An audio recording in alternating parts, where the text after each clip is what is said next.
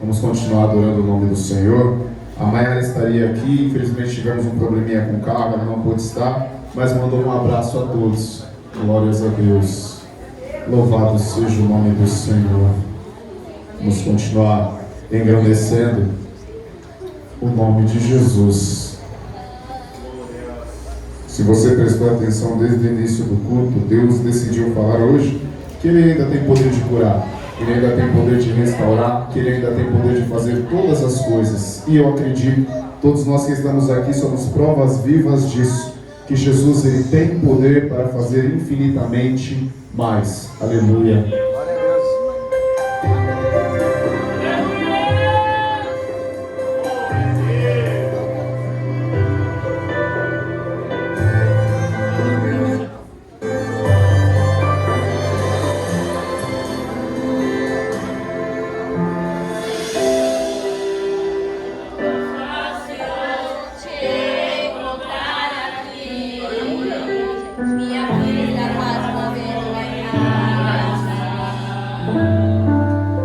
Me falaram que o Senhor pode curar. Se não for te pedir muito, Jesus, passa lá em casa, passa lá em casa, Jesus. Vai na minha casa, Jesus. Cura minha família, traz vida, traz vida, traz vida.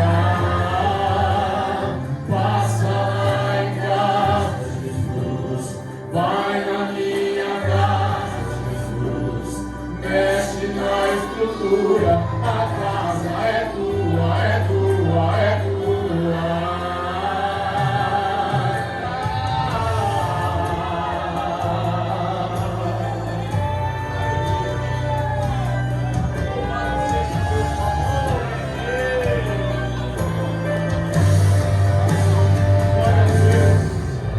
Filho, eu vou entoar em direção ao teu problema.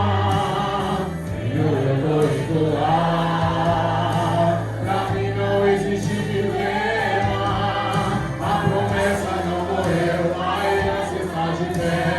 Não perca a fé, Talita cumi, levanta, menina.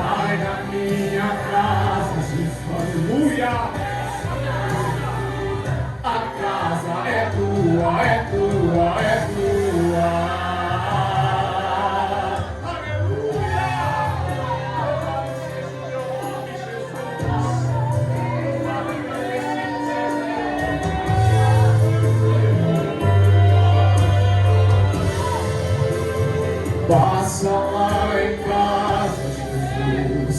Vai na minha casa, Jesus. Cura minha família. Traz vida, traz vida, traz vida. Oh, passa lá em casa, Jesus. Vai na minha casa. Mexe na estrutura. A casa é tua, é tua, é tua.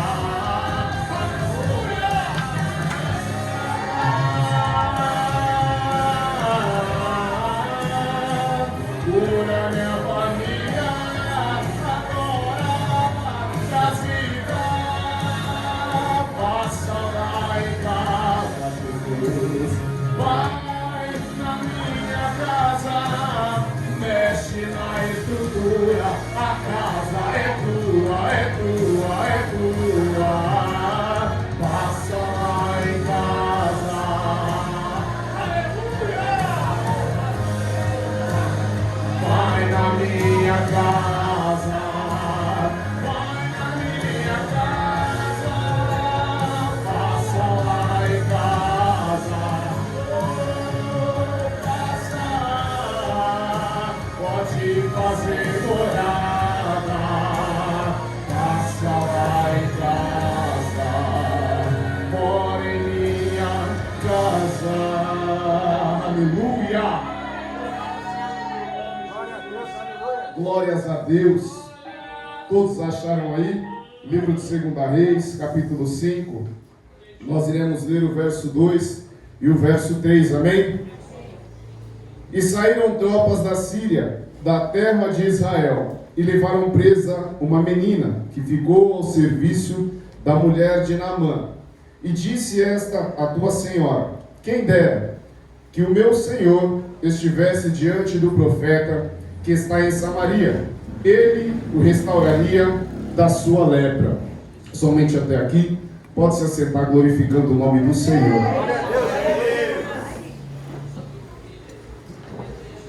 Deus é fiel. Aleluia. Todos nós já conhecemos a história de Naamã. Nós já ouvimos muitas ministrações sobre ela. A palavra vai dizer que a palavra do Senhor, ela se renova todos os dias, todas as manhãs. Se você escutar a mesma ministração todos os dias e você abrir o seu coração ao Espírito Santo, Deus ele vai trazer uma mensagem ao seu coração. Como eu costumo dizer, não espere nada de mim, porque sou apenas um menino falho.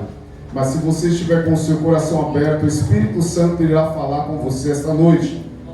Interessante desta palavra é, eu quero já iniciar, não por aquele que é conhecido na palavra, que é Naamã, ou muito menos pela Síria ou por Israel, que são as duas nações que são citadas nessa passagem.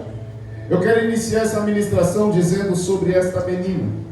Nós acabamos de louvar um hino que fala para que Deus passe em nossa casa. O próprio Deus, ele vai olhar para os seus servos, de primórdio Abraão, e ele vai falar uma coisa que chama muito a nossa atenção: aonde você pisar a planta dos teus pés, a terra será abençoada. Deus está olhando para Abraão e está dizendo: o lugar onde você colocar as plantas dos seus pés, esse lugar eu estarei contigo, este lugar eu abençoarei pela minha presença, por você estar lá. Chama a minha atenção que a casa desta menina agora não é mais em Israel. A casa dessa menina agora não é mais junto com os seus pais. A casa dessa menina agora é dentro de um cárcere, porque ela foi tomada na nação de Israel em meio a uma guerra, e agora ela está sendo escravizada. Só que Deus tinha dado um direcionamento a Abraão: o lugar onde você pisar a planta dos teus pés, este lugar será abençoado. A Bíblia vai dizer que Deus também olha para Abraão e fala: todas as famílias da terra serão abençoadas no teu nome. Eu farei de ti, Abraão, pai de multidões. Isso me faz entender que, consequentemente, todas estas palavras essa menina tinha ouvido de seus pais. Toda a história e todas as promessas que Deus tinha feito à nação de Israel, essa menina tinha já escutado pela boca dos seus criadores. Então, provavelmente, ela ouviu isso, de que Deus tinha prometido a Abraão, de que aonde ele colocasse a planta dos pés, seria abençoado. Você está sendo repetitivo, evangelista, é para que você entenda o que Deus trouxe ao coração de Abraão, para que Abraão jamais se esquecesse. Desde o início do culto, a palavra de abertura já estava dizendo que, independente do que aconteça, Deus é o nosso refúgio e socorro bem presente na hora da angústia. Todos os louvores vêm dizendo que Deus é o nosso refúgio e socorro bem presente na hora da angústia. O interessante é que nós nos reconhecemos como filhos de Abraão no momento que as coisas estão indo bem, no momento que as coisas estão boas para nós. Porém, essa menina, ela se reconhece como filha de Deus e filha de Abraão num dos piores períodos da sua vida. A palavra vai dizer que Naamã, ele é um homem reconhecido em toda a Síria. Ele é tido naquela nação e nas nações vizinhas como homem valoroso. A Bíblia diz que Deus dava às nações vizinhas a mão de Naamã. O interessante é que Naamã era sírio, era inimigo do povo de Deus. Só que nós conhecemos a história de Israel. Volta e meia o povo adorava deuses estranhos e Deus permitia que outras nações se levantassem e subjugassem o povo. Mas sabe o que eu acho interessante, pastor? Que Deus nunca permitiu que o povo fosse destruído. Deus sempre permitiu que o povo fosse subjugado, mas jamais destruído. Há uma palavra que vai dizer que nós podemos estar aflitos, mas jamais desanimados. Aleluia! Nós podemos estar oprimidos, mas jamais derrotados. E isso me faz entender que Deus, ele sempre mostrava para o seu povo: ei, você pode estar aonde estiver. A palavra vai dizer que se nós descermos até as profundezas das águas, ali Ele está. Se nós subirmos até o alto céu, ali Ele está. Se nós nos escondermos no sepulcro, ali Ele estará conosco. A Bíblia nos diz que Ele é onisciente, onipresente e onipotente. O interessante é que por muitas das vezes, nós, em geral, que acreditamos em Deus, no momento da nossa adversidade, nós pensamos que Ele não é mais, porque as coisas não aconteceram da forma e da maneira que nós planejamos. Interessante que Naamã, ele se levanta contra o Egito e vence. Ele se levanta contra os amalequitas e vence. Ele se levanta contra Israel e vence. Naamã, ele começa a ter um nome acima na terra de todas as nações. Quem pode resistir ao exército da Síria e à mão de Naamã? É interessante, é que ele era reconhecido por esse título. E imagina ainda o próprio Deus estando do lado de um homem desse, homem valente e valoroso, e o próprio Deus entregava os seus inimigos nas suas mãos. Então não tinha como lutar contra Naamã. Era algo suicida se levantar contra a nação da Síria. Só que a nação de Israel foi a única que não foi destruída de uma vez por todas pela Síria. Sabe por quê? Porque Deus um dia, lá atrás, olhou para Abraão e falou: todas as famílias da terra serão abençoadas por teu nome. A Bíblia diz que Deus não é homem para que minta, e nem filho do homem para que se arrependa. A mesma Bíblia diz que Deus vela pela sua palavra para cumpri-la. O livro de Isaías, em uma das suas passagens, Deus vai olhar para Isaías e vai falar: manda o povo vir até mim e apresentar as suas razões, clamar a mim para que eu possa os responder. Sabe o que eu acho interessante? É que Naamã, ele tem todos esses títulos, só que Naamã, quando ele chega dentro da sua casa, nada daquilo que o povo via era aquilo que ele sentia. Naamã carregava consigo a sua responsabilidade de ser um guerreiro, de ser um governador do exército da Síria. Naamã carregava consigo a sua responsabilidade de ser o braço direito do rei da Síria. E tudo isso ele cumpria muito bem. Porém, quando Naamã começava a retirar a sua armadura, era onde Naamã sentia as suas piores dores. A Bíblia diz que ele, sendo homem valente e valoroso, ninguém resistia a Naamã. Então nenhuma espada perfurava o seu corpo, porque Deus não o permitia. Deus sempre dava a vitória. A maior dor de Naamã era quando ele tinha que retirar o seu capacete. A maior dor de Naamã era quando ele tinha que retirar as suas cotoveleiras, aonde ele tinha que retirar aquela armadura de batalha. O interessante é que quando Naamã sentia as dores, pastor, sabe quem via? A menina. Muitos ministros dizem que ninguém via o sofrimento de Naamã, mas Naamã tinha uma família. Naamã tinha pessoas dentro da sua casa que o cercavam e viam as suas maiores dores, e viam as suas maiores limitações, e viam as suas maiores fragilidades. E sabe o que é interessante? É que eram sírios.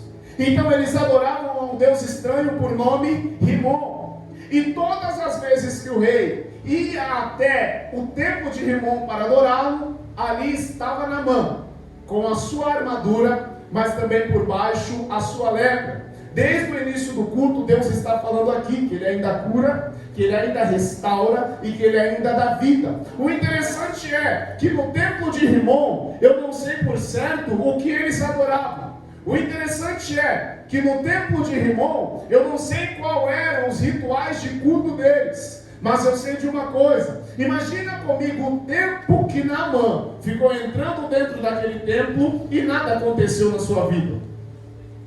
Imagina comigo o tanto de anos que Naamã passou acompanhando o seu rei e as coisas continuavam da mesma maneira. O interessante é que ele, mais uma vez, ele chega dentro do seu lar, ele chega dentro da sua casa, e ali está a menina, e a menina fala apenas uma coisa: se o meu Senhor conhecesse o profeta a quem há em Samaria, ele seria restaurado da sua lepra. Sabe o que é interessante? A lepra naquele tempo, hoje nós podemos conjecturar ou exemplificar com o Covid. Nós vimos e vivenciamos isso. As pessoas que estavam com Covid tinham que ficar afastadas da sociedade. Não poderia ter contato físico ou nem proximidade com ninguém. E eu gosto de entrar na palavra. Eu gosto de ir como se eu estivesse no período. Eu gosto de ir um pouco mais profundo, porque eu quero entender aqui. Naamã era reconhecido como um homem valoroso.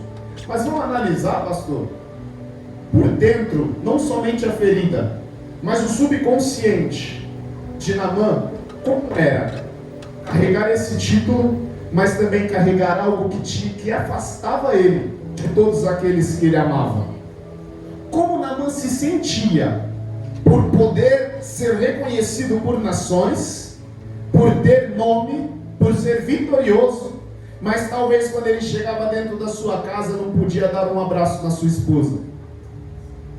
Imagina Naamã dentro da sua casa, não somente sentindo as dores físicas de tirar a sua armadura e sentir aquela lepra sendo cada vez mais rasgada na sua pele, ou até mesmo tirar aquele pano da sua roupa e sentir aquele pano grudar nas feridas que a lepra causava.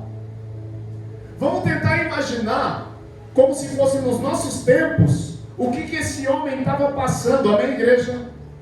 O que esse homem estava passando na vida dele, tanto psicologicamente como fisicamente. Só que aí dentro da casa, pastor, tinha alguém que olhou para a mulher e falou: me falaram que o Senhor pode curar. Se não for te pedir muito, Jesus, passa lá em casa. O interessante é que a menina olha para a mulher de Naamã e fala: aqui não é o meu lar, aqui não é a minha casa, vocês não são meus parentes, vocês são meus senhores, eu sou escrava de vocês. Mas espera aí, mesmo assim, no meu coração arde uma chama de um Deus que eu sei que tem poder para curar. Observe uma coisa, trazendo para os nossos dias. Sabe qual que é a diferença daquela menina para muitos de nós cristãos dos nossos tempos? É que nós olhamos por merecimento. Eu te apresento Deus se eu achar que você merece. Em cima dos critérios que eu fizer sobre a sua vida, eu vou apresentar Deus para você. O interessante é que a Bíblia diz que Jesus veio para que todo aquele que nele crê não pereça, mas tenha. Paulo vai dizer que nós somos vasos de barro que carregamos dentro de nós tesouros. Vasos de barro que carregam dentro de si tesouros. O mesmo Paulo vai dizer que uma vez ele olhando a Deus, Deus olha para ele e fala: Paulo, minha graça te basta, porque o meu poder se aperfeiçoa na tua fraqueza. Mas o interessante é que a oração de Paulo, ele vai orar pedindo que Deus retire dele algo que o oprimia, algo que o envergonhava. Paulo vai vai dizer que no seu cotidiano, Satanás enviava um mensageiro para o esbofetear. Paulo se sentia humilhado com isso. Só que Deus vai olhar para Paulo e vai dizer: eu permito, a minha graça te basta. O meu poder se aperfeiçoa na tua fraqueza. E sabe qual é o entendimento que Paulo tem com isso? É que Deus o permite passar por esse tipo de situação para que ele não venha se gloriar nas belezas das suas revelações. Nos evangelhos vai dizer, Cristo vai deixar escrito, que quanto mais lhe é dado, mais é. E no nosso tempo, nós temos vivido esse tempo. Nós temos olhado para o mundo lá fora, e o mundo tem nos cobrado. O mundo tem exigido de nós. E sabe o que nós temos feito? Nos defendido de uma maneira errada. Como assim, evangelista, nos defendido de uma maneira errada?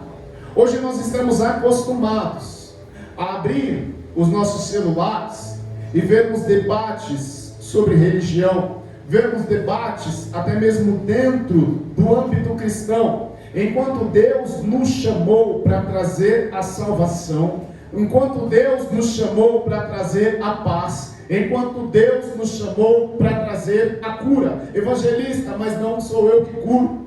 O livro de Coríntios, no seu capítulo 12, vai falar sobre dons espirituais. Dentro desses dons, quando nós o buscamos, Deus usa a nossa vida para restaurar a vida de outras pessoas. Nós acabamos de louvar aqui que os nossos dons e talentos são para servir a Deus.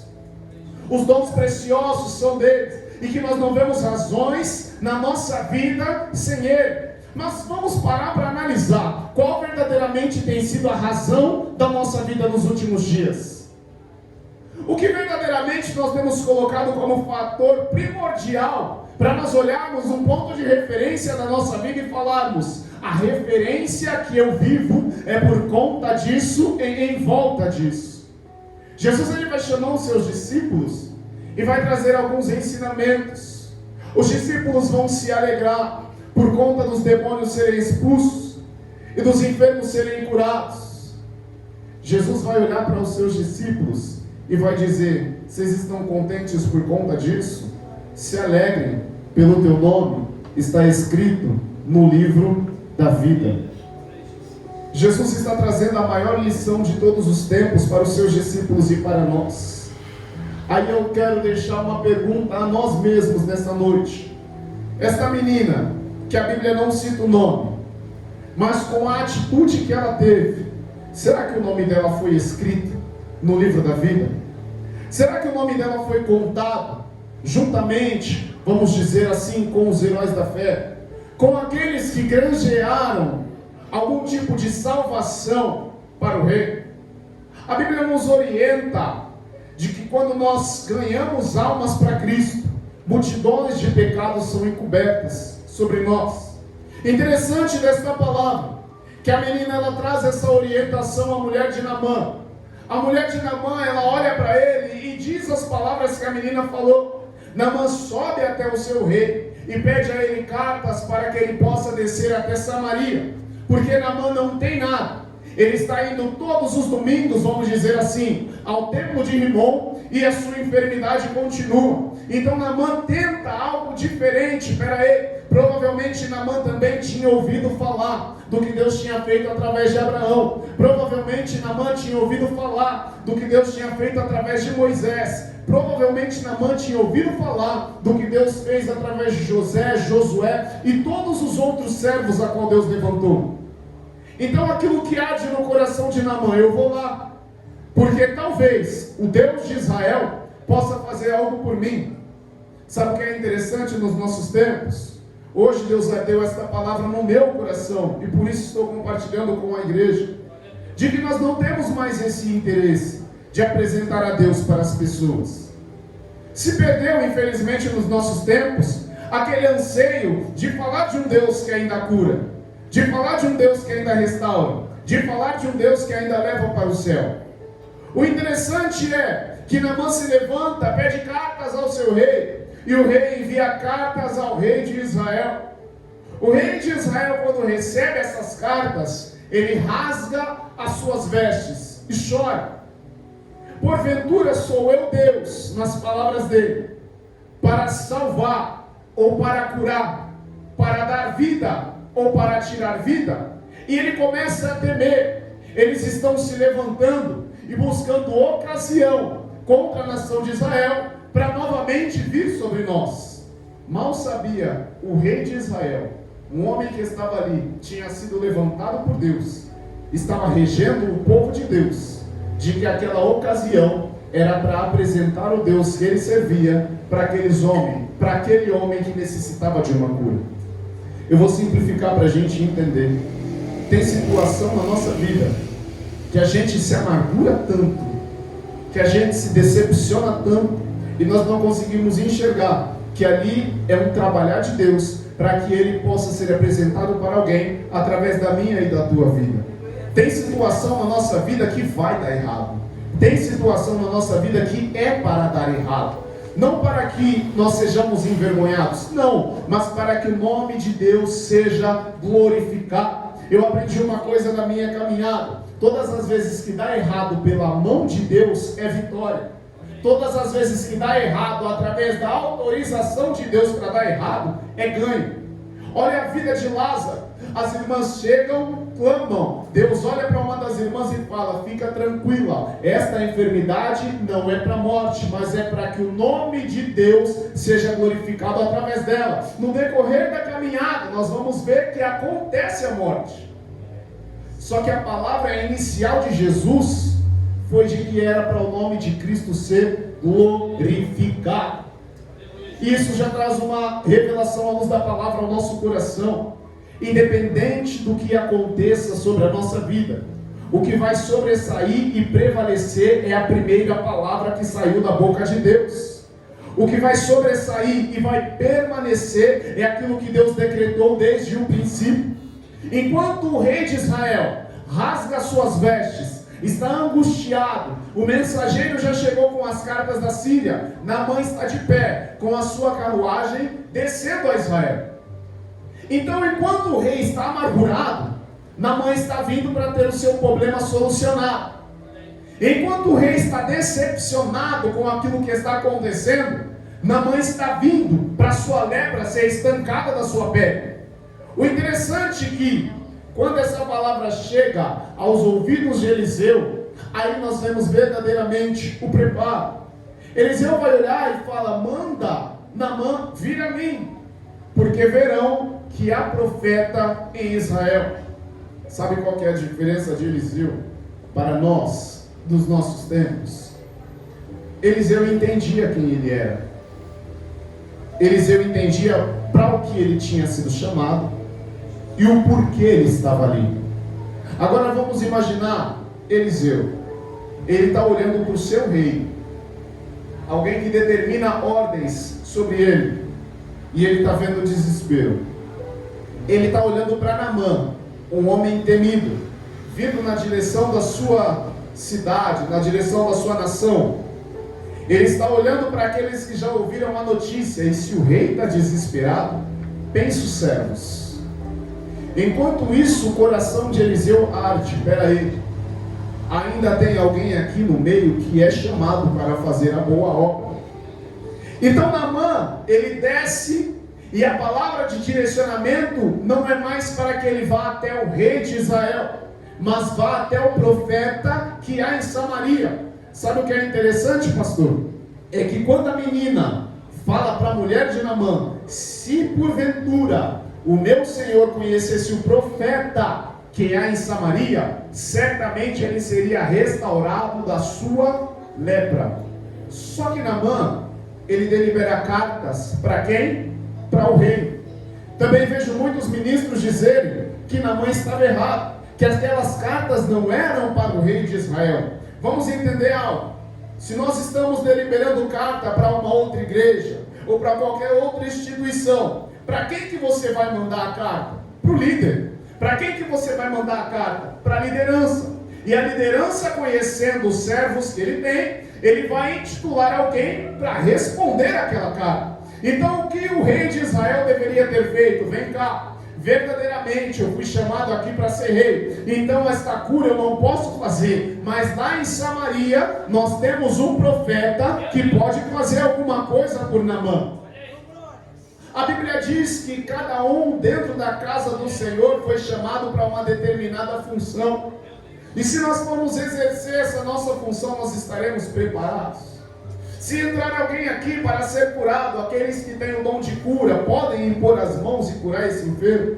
Se entrar alguém aqui para ser ministrado, aqueles que ministram a palavra neste lugar podem abrir a sua boca e trazer uma palavra de salvação para esta alma. Então observa, o rei não estava errado em se desesperar quando chega a carta. Ele poderia temer, porque verdadeiramente ele não poderia fazer nada, mas tinha alguém no mesmo ambiente que ele, na mesma nação que ele, que poderia trazer a restauração e a salvação. Sabe o que é interessante? Que todas as vezes que alguém chega com um problema diante de nós, sabe o que nós pensamos? E é verdade, não tem como eu resolver isso. Eu vou te ajudar em oração, e é o melhor que nós podemos fazer. Só que tem algo melhor, que nós podemos olhar para essa pessoa e dizer: peraí, eu não posso, mas ele pode. Eu não sou, mas ele é. Eu não faço, mas ele faz. O interessante é que nos nossos tempos, por muitas das vezes, nem nós mesmos acreditamos que Cristo pode fazer na nossa vida. Por muitas das vezes nós duvidamos que Ele pode fazer através de nós e por nós. E quando chega alguém com uma situação difícil, nós olhamos e falamos: provavelmente não há nada a se fazer. Enquanto nós servimos um Deus que tem poder sobre céus e terras para operar prodígios e maravilhas. Interessante que Naamã chega, ele desce até Samaria. Eu quero acreditar que o rei de Israel nem chega perto. Quando ele chega, Eliseu olha para Geazi, vai até ele e manda ele ir até o Jordão e se lavar ali 7 vezes. Sabe o que é interessante? É a resposta de Naamã. Imagina comigo, se chega aqui um governador, um presidente, um rei que seja.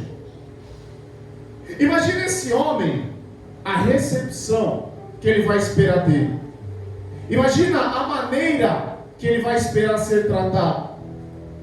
Naamã, quando chega diante da porta de Eliseu, Eliseu não abre nem a sua porta para receber Naamã. Eliseu estava dando uma mensagem ao coração de Naamã: Naamã, você não veio aqui atrás de profeta, você não veio aqui atrás de rei, você veio atrás da sua cura. Então é a sua cura que você vai obter. Eu vou simplificar porque a igreja não entendeu. Nós não entramos por essas portas atrás de profeta e muito menos atrás de profecia. Nós não entramos por essas portas atrás de reis, de muito menos de rainhas.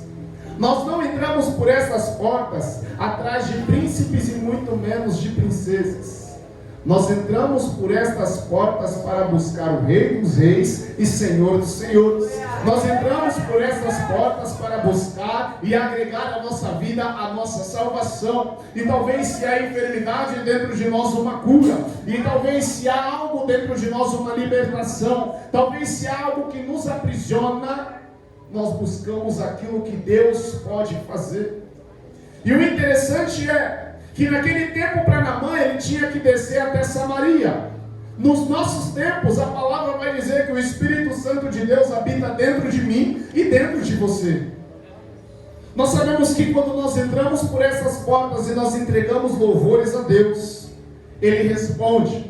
A Bíblia vai dizer que Deus, Ele habita em meio a louvores, e tem louvores que dizem: o meu Deus se movimenta ao som da adoração, é muito forte o toque de suas mãos, inclina os seus ouvidos para me escutar. Nosso Deus está aqui.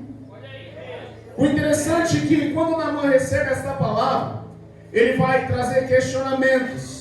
Porventura não era Abana e Farpar, os rios em Damasco, melhores do que esse Jordão? Só que Abana e Farpar tem beleza, Abana e Farpar tem nome, Abana e Farpar são localizados num lugar bom da Síria. Só que o Jordão é lugar de milagre.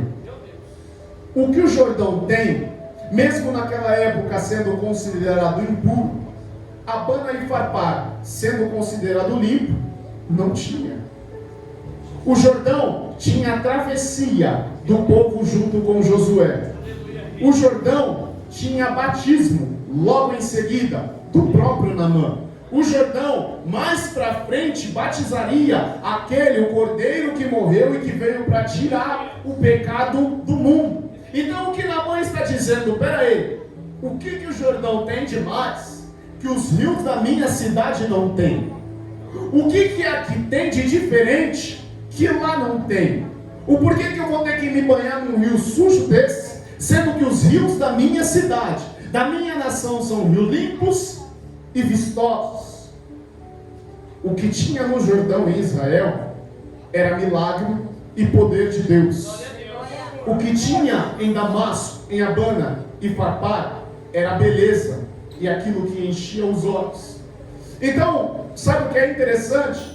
É que os príncipes que estão com Naamã vão declarar a ele uma palavra: meu senhor, se porventura ele te pedisse algo extremo, você não faria?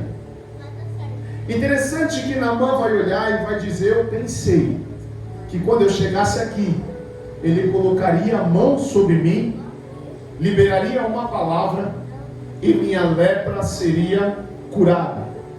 Sabe o que Naamã não tinha entendido, pastor? É que a palavra que ele precisava que fosse liberada, tinha sido liberada dentro da casa dele pela boca daquela menina. Eu vou simplificar para a gente entender. Tem hora que a gente está esperando a palavra de Deus, e Deus já falou faz tempo. Deus já deu a resposta faz tempo. Só que nós não nos atentamos, até nos movimentamos, nos levantamos, caminhamos em direção à cura, mas ainda estamos esperando uma palavra, sendo que a palavra foi: se tu conheceras o profeta que é em Samaria, ele te restauraria da sua lepra. Espera aí, para você conhecer, como o pastor vive dizendo aqui, não precisa estar em convivência.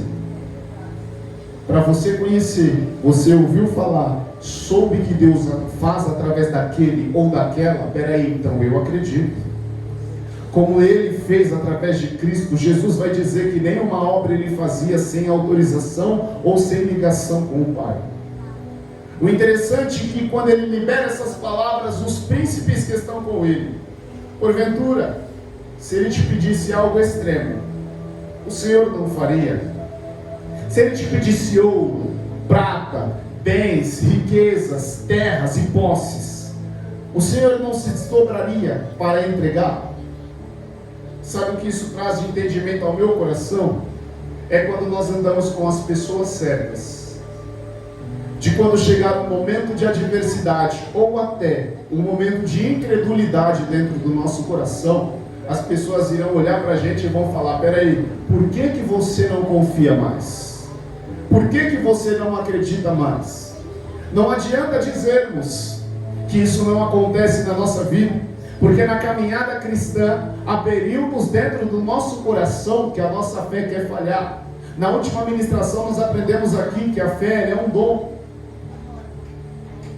Então tem por muitas das vezes que esse dom dentro de nós ele quer falhar e não quer ser exercido. E quando esse dom quer falhar e não quer ser exercido, é necessário que nós tenhamos pessoas ao nosso lado e comece a dizer: lembra quando estava por um fio para desistir e quando faltou isso aqui para você cair? Era a mão de Deus que estava sempre com você. É necessário pessoas que vão olhar no fundo dos nossos olhos e vão dizer: mas por que você quer parar? Depois de tudo que Deus fez através da sua vida e pela sua vida, lembra os cárceres que Deus te tirou? Lembra os cativeiros que Deus te livrou? Lembra as covas de morte que Deus, as sepulturas que Deus fechou para que você não estivesse lá dentro? A palavra vai dizer que nós somos entregues à morte todos os dias por causa do nome dele. O Cristo disse que nós seríamos odiados pelo mundo por conta do nome dele. Então o inimigo da minha e da tua alma, ele não quer apenas que a nossa vida dê errado. Ele quer que nós sejamos destruídos, destroçados. Mas todos os dias, assim como o sol nasce, a misericórdia de Deus também resplandece sobre a nossa vida. Observa que Naamã ele questiona, mas ele ouve essas palavras. E ele desce até o Rio Jordão. Quero acreditar, eu não gostando muito. E ali ele mergulha as primeiras vezes e não vê nada acontecer. Eu quero acreditar, a Bíblia não diz, mas me permite imaginar, que Naamã, o seu coração começa a duvidar, pastor. O que eu vim fazer aqui? Eu perdi tempo, pedi cartas ao meu rei, vi um desespero de um rei, de uma nação que eu iria entrar, fui até a casa de um profeta, que nem a porta abriu para mim, e agora eu estou descendo aqui, onde ele me mandou mergulhar, e assim como eu entrava no templo de Rimon, e quando eu saía de lá, via a minha lepra, todas as vezes que me levanto, eu vejo novamente a lepra no meu corpo.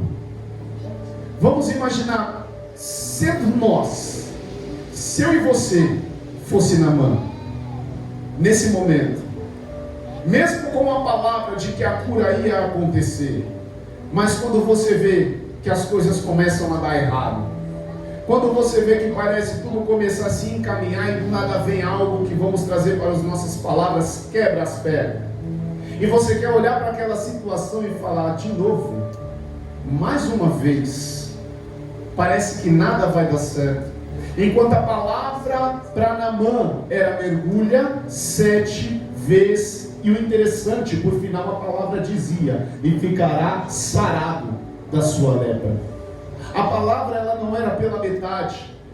Ela tinha o direcionamento, mas também tinha a promessa. Todas as vezes que